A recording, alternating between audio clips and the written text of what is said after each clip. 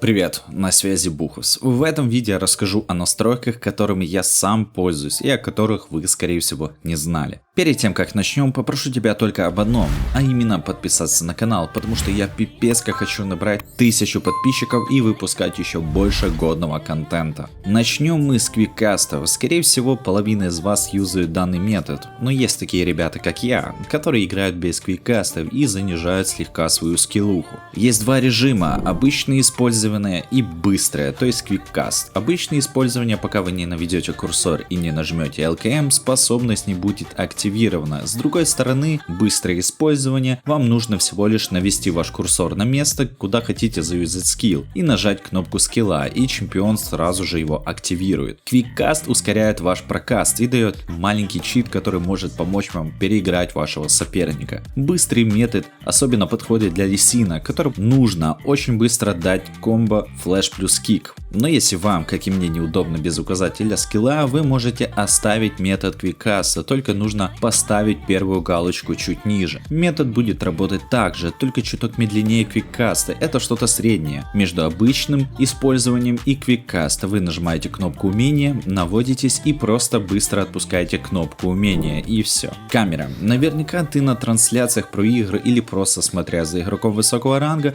замечал, как они очень быстро и без особого труда переключаются на своих союзников и самого себя. Это очень важно, когда вы играете за чемпиона, у которого глобальный ультимейт по типу Шена, или вы лесник и так далее. Быстро переключаясь на союзника, вы можете оценить ситуацию и подумать, стоит ли вам туда делать телепорт, прожать глобальный ультимейт, выйти на ганк или в дискорде проорать, что к тебе идет вражеский чемпион. Очнись. Данный метод много кто недооценивает и совсем его не использует, тем самым теряет понимание игры и что происходит на карте. Для того, чтобы начать использовать данный способ, вам нужно нажимать кнопки F1, F2, F3, F4, F5, где F5 это вы прожимаете на самого себя. Также в настройках вы можете забиндить все клавиши под себя. Скорость камеры. И я советую ставить очень большую скорость камеры и постараться к ней привыкнуть. Это нужно для быстрого контроля карты. Контроль карты очень важен, особенно в критических моментах, но многие используют маленькую скорость, из-за чего не могут нормально контролировать карту и реагировать на ситуацию. Сейчас я говорил про именно что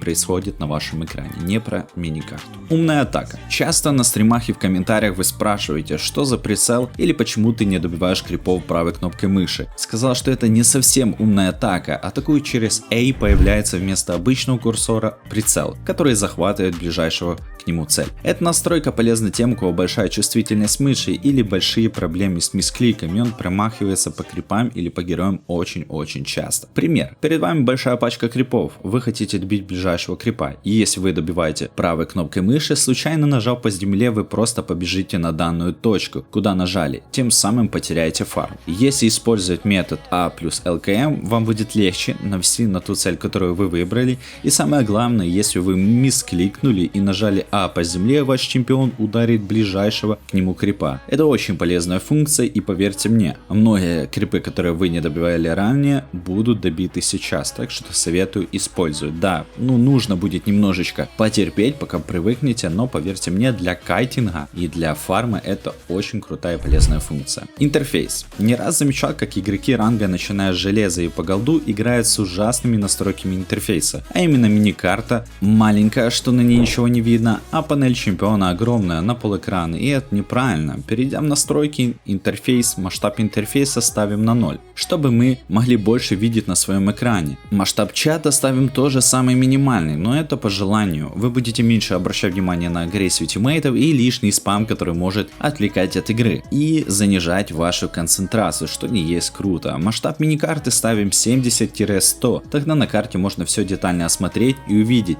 передвижение ваших врагов. Не зря легендарный игрок Faker сказал, что на карту нужно смотреть каждые 15 секунд, чтобы вас не загангали или наоборот вы дали грамотный телепорт и глобальный ультимейт. Шестое — это красивые цвета. Кроме умной атаки, люди часто спрашивают, как сделать такие яркие цвета или лигу в темных тонах. Все делается крайне легко и просто. Заходим в настройки, видео и опускаемся в самый низ. Видим 4 пункта: уровень цвета, гамма цвета, яркость цвета и контрастность. Передвигая ползунки вы под себя и свой монитор, можете настроить те цвета, которые приятные для вас. Я же стараюсь сделать все темным, по типу Гарри Поттера или Бэтмена, как выглядело именно в этих фильмах. На это видео подходит к концу. Не забывай нажимать на колокольчик, чтобы первым узнать о выходе нового ролика. Спасибо за просмотр, тебе хорошего дня и победных каток. До скорой встречи.